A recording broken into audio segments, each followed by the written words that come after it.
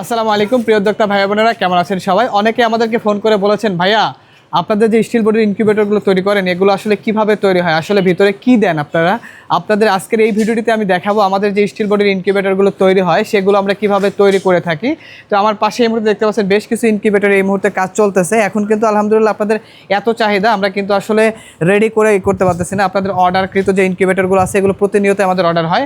আসলে আমরা স্টিল বডির যে ইনকিউবেটরগুলো তৈরি করি, প্রথমত এখানে যে আমরা বারগুলো ব্যবহার করি এগুলো কিন্তু সম্পূর্ণ এসএস এর বার ব্যবহার করা হয়। দেখেন এখানে কিন্তু যে আমরা বারটা ব্যবহার করেছি, এই যে একটা ফ্রেম করার জন্য আমরা যে বারগুলো প্রয়োজন হয় এটা কিন্তু সম্পূর্ণ এসএস এর। আমরা কিন্তু এখানে চাইলে লোহারটা ইউজ করতে পারতাম। লোহারটা ইউজ করলে যেটা হবে এটা কিন্তু নর্মাল হবে এবং এটা জং এসে মরিচা ধরে নষ্ট হওয়ার চান্স আছে, কিন্তু আমরা কিন্তু এখানে এসএসটা ইউজ করতেছি। এরপরে আমরা কিন্তু একটা শীট ব্যবহার করতেছি, যেটি জাপানি শীটের একটি জাপানি শীট ব্যবহার করতেছি এবং এরপরেই কিন্তু আমরা এখানে এ ধরনের ককশিটগুলো দিচ্ছি। অর্থাৎ প্রথমে একটা লেয়ার কিন্তু আমরা এরকম শীট দিচ্ছি, এরপরে এইরকম একটা ককশিট ভিতরে কিন্তু দিচ্ছি। 1 ইঞ্চির একটা ককশিট কিন্তু আমরা এখানে ভিতরে দিয়ে দিচ্ছি। এই যে ককশিটটা দেওয়া হচ্ছে, এরপরেই এই যে ককশিটটা আমরা দিলাম, এরপরে কিন্তু এর উপরে আবারও কালার শীট হবে। এই যে এই ধরনের আমি শীটটাও আপনাদেরকে দেখাই।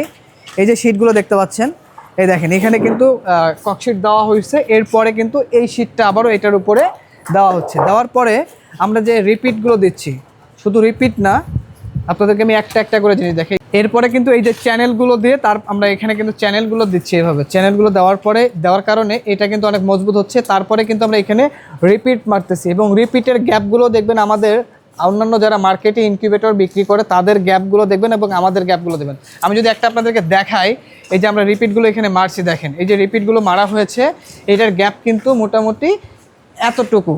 আর অন্যান্য যারা ইনকিউবেটর সেল করে ওদের গ্যাপ দেখবেন আরও অনেক বেশি, যার কারণে ওদের অনেকেই দেখবেন বলেন যে ভাই অন্য জায়গায় কম, আপনাদের এখানে একটু বেশি হয় কেন? আমাদের কোয়ালিটি আমরা সবসময় মেনটেন করি। এখানে চাইলে আমরা এই যে চ্যানেলটা ব্যবহার করেছি, এটা কিন্তু সাদা চ্যানেল দিলেই দাম কমে আসবে। আমরা কিন্তু সেখানে ব্ল্যাকটা দিচ্ছি। কেন দিচ্ছি? যেন একটু কোয়ালিটি সম্পূর্ণ লুকিংটা সুন্দর হয়, এই জন্য কিন্তু আমরা এখানে ব্ল্যাক চ্যানেলগুলো ইউজ করতেছি। এবং কখন আমরা সাদা দেই? যখন একেবারেই পাই না, মার্কেটে যখন থাকে না আমরাও দেই। যখন আমরা দেওয়ার চেষ্টা করি না, অনেক সময় দেওয়া লাগে, যখন মার্কেটে এইটা পাই না তখন শুধুমাত্র দিই। এছাড়া আমরা কিন্তু সাদা চ্যানেল ইউজ করি না, আমরা সবসময় ব্ল্যাকটা ইউজ করি, যার কারণে লুকিংটা সুন্দর আসে এবং এটার কোয়ালিটি অনেক ভালো হয়।